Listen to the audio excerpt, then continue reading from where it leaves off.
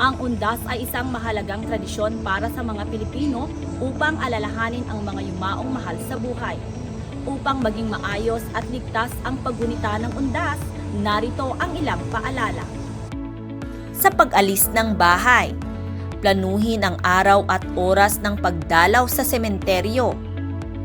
Siguraduhing nakasara ang bintana at nakalak ang mga pinto ng bahay.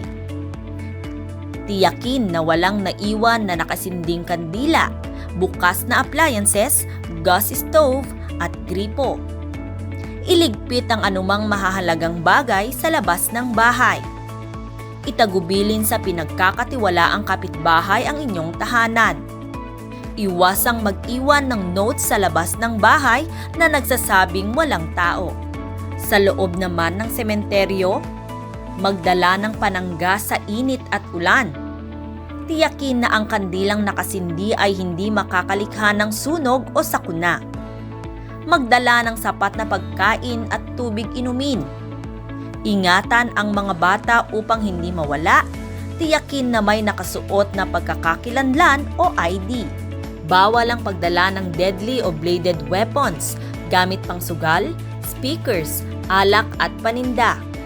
Alamin ang lugar ng First Aid Station at PNP Assistance Desk. Mula dito sa gitnang Luzon, ako ang inyong PNN Correspondent, Patrolwoman Pearl Cristalin Javier, alagad ng batas, tagataguyod ng Balitang Pulis.